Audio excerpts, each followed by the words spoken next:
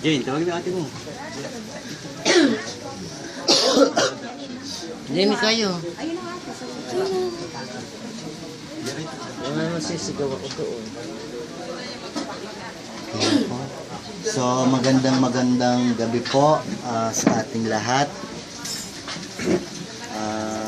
Nandito po tayo para hindi naman sa maging malungkot, pero nandun yung pagkalungkot, nandun yung sama ng loob, pero pagpasalamat din po natin kasi kahit na nawalay sa atin si Tito Eson is alam po natin na nasa piling na siya ng Diyos. Amen?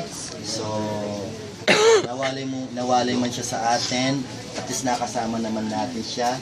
Binigyan tayo ni Lord ng pagkakataon para makasama natin siya, maging kaibigan natin siya, maging tatay natin, at maging kapwa natin na nakakatulong, nakakausap. Pero sa lahat po ng pagkakataon, nagbibigay po ng layunin si Lord.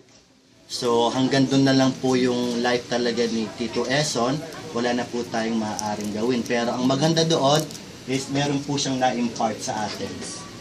Yan po ba, na-impart ng kanyang buhay, na-impart ng kanyang, kasi masayahin din si Tito Eson, so nakapag-impart din siya ng saya sa ating mga buhay. So magkakaroon po tayo ng ilang minutong funeral service para po sa kanya. So inaanyayahan ko po ang lahat na makinig at makisabay po sa amin. Sige po, bago po ang lahat, tayo muna po yung umawit ng isang kanta. Kung hindi nyo po man alam yung lyrics, atin pong alalahanin yung mga bagay na pagsasama natin with Tatay Eson. Amen? So, atin pong katayin yung kailan ka iniwan ng Diyos. Kailan ka iniwan ng Diyos? Kailan mo naranasan na siya ay wala? Anong sakit ang di niya pinagaling? Anong problema ang di niya binigyan ng kasagutan? Di ba't wala? Lahat ay dilingit sa Kanya, kaya't huwag mabahala. Hindi tayo kailan may bibiguin at di pababayaan ng Diyos. Di ba't wala? Lahat ay dilingit sa Kanya, kaya't huwag mabahala. Hindi tayo kailan may bibiguin at di pababayaan ng Diyos, at di pababayaan ng Diyos. Sige po, makakaupo muna po tayo at mag-share lang po ako ng konti. Nasaan ba yung mga batang yun? So para po tayo ay magkaroon ng family prayer. Asa ba sila yung mga bata? Mga bata? Ako din eh.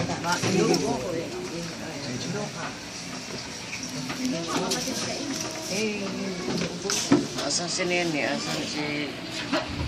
Ayun ka po, ayun ka po. Namos siya.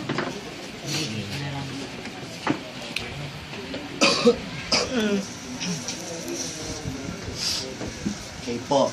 So mag-share lang po ako ng konti about sa sinasabi po ng Biblia about sa paglisan ng ating minamahal na limaran. Sabi po ng Bible sa Ecclesiastes chapter 11 na mayroong oras ang lahat ng bagay.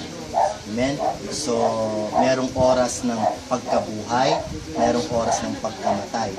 So, merong oras po na nagtanim ka at merong oras din na aani ka.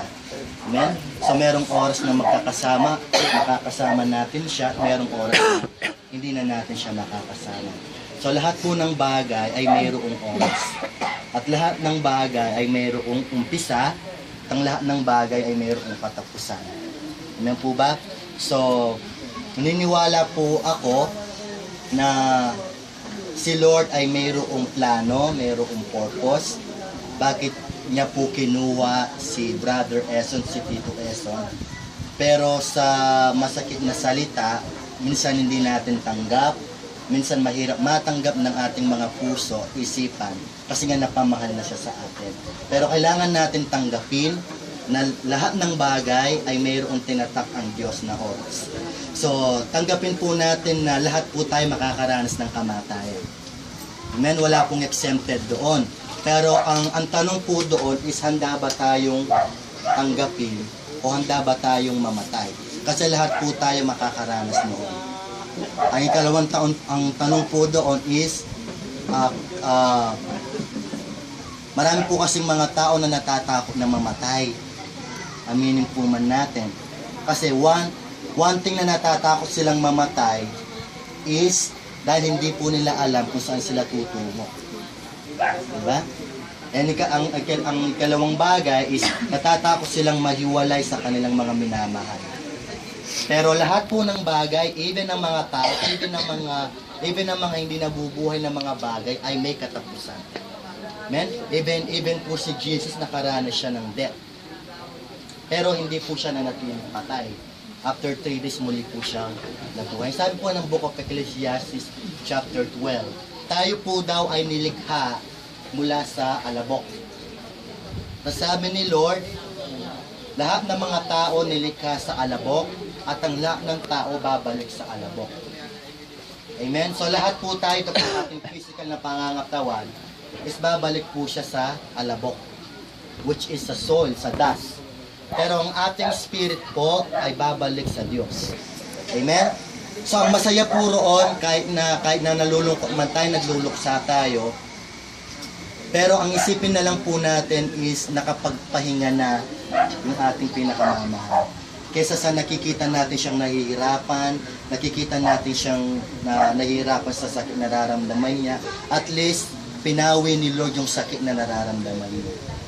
Pero sa ating part, masakit nga lang po, pero kailangan natin tanggapin. Pero lilipas din po yan, balang araw. Ngayon lang po natin mararamdaman yung pain, mararamdaman yung sakit. Amen? Pero, ang isang bagay na nais kong i-assure sa inyo, na kailangan po maging handa po tayong tanggapin yung kanyang pagkamatay, dahil lahat din po tayo makakaranas ng ganyan. Ngayon po, ang ina-assure ko sa inyo, ang encouragement ko lamang sa inyo, huwag po tayong matatakot mamatay. Bakit? Dahil kung natatakot kang mamatay, hindi mo alam kung saan ka tutungo after your death. Pero hindi ka matatakot mamatay kung alam mo kung saan ka patungo. Paano po tayo makaka-assure na tayo po ay hindi dapat matakot mamatay? Kasi po, yon ay sa pamamagitan ng ating Panginoong Jesucristo.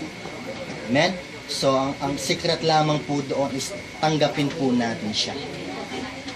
Tanggapin po natin siya, buksan po natin ang ating puso, buksan po natin ang ating isipan at i-welcome po natin siya. At nakaka-assure po ako, kaming lahat na narito ngayon, na tayo po ay maglalakbay patungo sa heaven.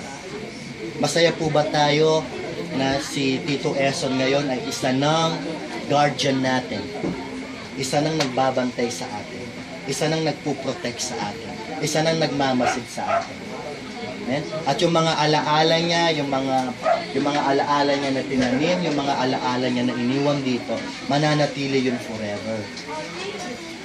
Kaya lang hindi na natin siya makakasama physically, but yung happiness, yung moment na masaya, mas maaalala po natin.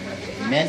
So bago po ako mag-pray, gusto ko lamang pong bigyan ng pagkakataon na naniniwala po ako na naririnig tayo ni Tito Eson.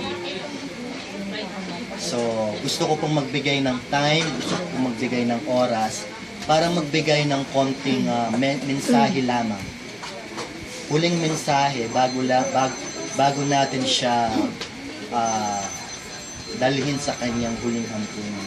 So kahit konting mensahe lang po na marinig niya tayo, na malaman niya kung gaano natin siya kamahal. So, wag po tayong maghihiya dahil dahil paparinig po natin sa kanya, i-remind po natin siya kung gaano po natin siya minahal na naririnig po ng bawat isa. So gusto ko pong mag-start sa kanyang mga anak.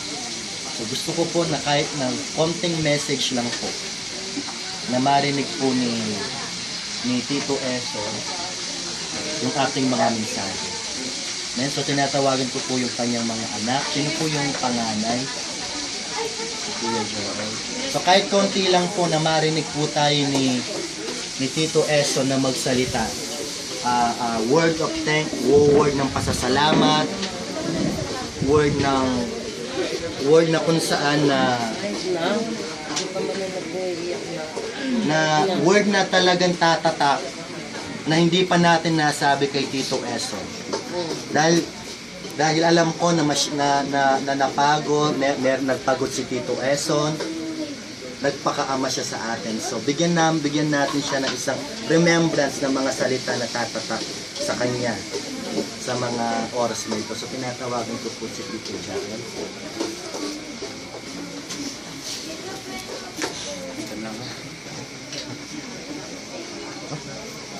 Tayo. Salamat po. Anak ko ng ayos. Maraming salamat tatay. Yun, ito po sa akin. Mahal na mahal ka namin. Salamat po tatay. Sa lahat. Hindi na namin makakalimutan.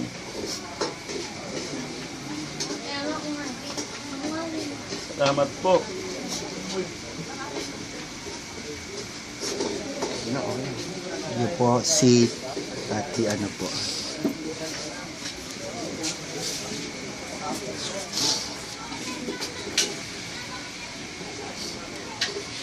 Tay,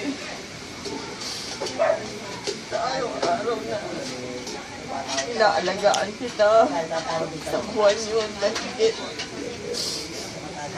Alam ko, yung dinanas mong hirap kasi ako yung lagi kasama kami ni Ate Suzette, kami ng mga nanay. Di ba wala ate Jenny? Masaya ako ngayon dahil hindi ka na nahihirapan. Pero yung isang word na hindi ko nasabi sa'yo nung binabantayan kita, hindi ko nasabi na tayo, mahal kita. Ngayon ko lang nasabi. Sana mapatawad mo. Nagluwag akong sabihin ito sa'yo dahil sa mga maraming bagay na hindi ko maisip kung bakit hindi ko masabi yun sa'yo ng diretso kung nabubuhay ka pa. Ngayon tayo, sabi ko sa'yo, mahal na mahal kita tayo. Kaya palimutan sa buong buhay ko na araw-araw kita inalagaan. Sana mahal kita tayo.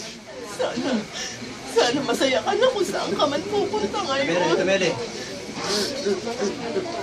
Maraming salamat tayo sa mga magandang bagay at magandang alaala na binigay mo sa amin. I love you tayo, mahal kita. Alam mo yan. Ngayon, nasa masaya na siya.